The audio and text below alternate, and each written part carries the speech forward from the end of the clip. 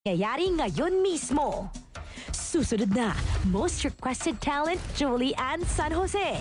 Sasagot sa inyong fan questions at may special performance ng kanyang YouTube hit, Live na Live.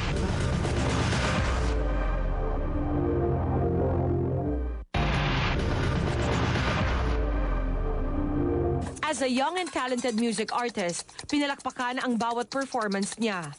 Kasabay nito ang pagdami ng mga taong humahanga sa kanya, kasama na ang dalawang twins na patuloy na nauugnay sa kanya, sina Joshua Junicio at Elmo Magalona. Pero nang gumawa ng ingay sa YouTube ang powerful performance niya of Nicki Minaj's Super Bass, with more than 700,000 views in less than a month, suddenly Julie Ann San Jose was considered phenomenal. This sensational young music sweetheart has finally arrived, and she's conquering the music scene by storm. Ngayong hapon, ang mga isyong gusto niyong malaman, lilinawin. Ang mga tanong, sasagutin. At ang most requested songs ng fans, kakantahin niya mismo. Julie Ann San Jose, our most requested talent, live na live. Mga kapuso, the newest YouTube sensation! Julie Ann San Jose, welcome to Showbiz Central. Hello po. Good afternoon po sa inyo lahat. Una sa lahat, congratulations. Dahil umabot na daw sa halos 800,000 ang nag-view ng iyong YouTube video. Grabe, ang you po. dami-dami. Thank you for, diba? Wala akong masabi. Well, thank you dahil pumunta ka dito at binagbigyan mo ang Showbiz Central na interviewin. Etong mga questions na to, Julian, galing ito sa mga fans na nag-text, may mga fans na nag-message sa Facebook, sa Twitter, at sa kung saan-saan pa. Gusto malaman ni Jess It Out.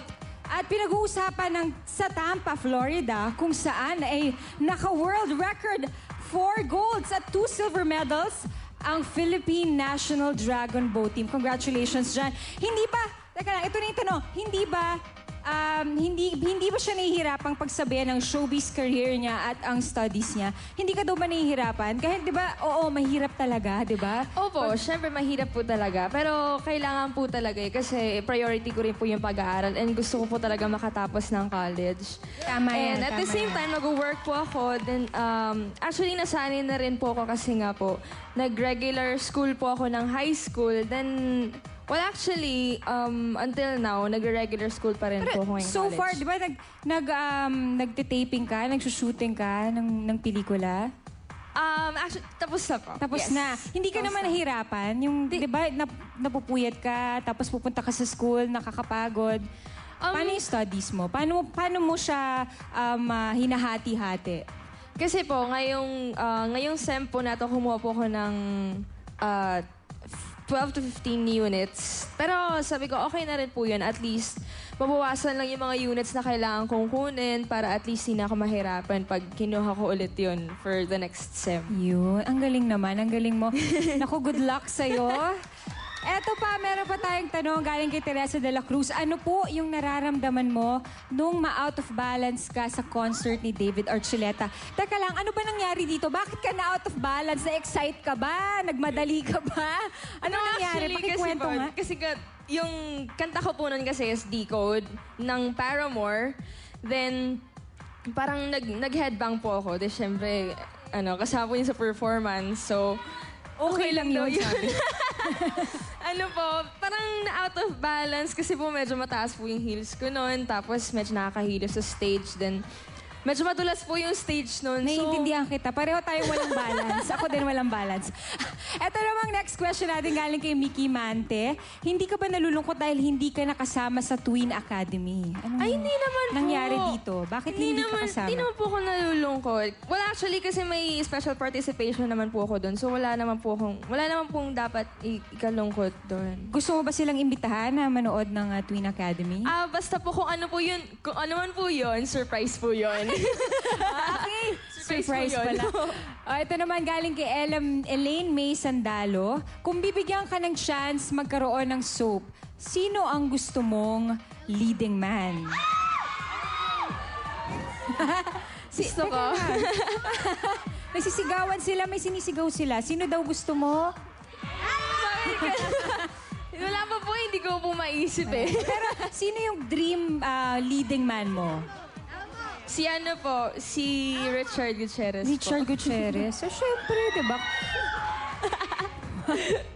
Okay, ito yung next question galing kay Ronel Paningbatan. Naniniwala ka ba na mas magaling ka kay Charisse? Naku! Ay, Ano ba ito? Kayo yung mga tanong nyo, Yun. Ay, hindi po. Hindi naman po. Kasi, para sa akin po, lahat naman po kami mga artista, may kanya-kanyang style po sa pagpapakita ng craft nila. So, I think wala naman po dapat, isipin kung sino po ba yung mas magaling sa amin. Tsaka hindi ko na po talaga iniisip yun. Kasi, actually, I'm a fan of Charisse. Yun, fan niya ako. Okay, ay, tama nga naman. Hindi dapat nagko-compare at hindi, 'di ba? Yes. Wala dapat inggit Opo. sa katawan. Ganyan ang tamang attitude. Tama 'yan. Ito na ang huling question natin, galing kay Red Tolentino. Kailan siya gagawa ng solo album?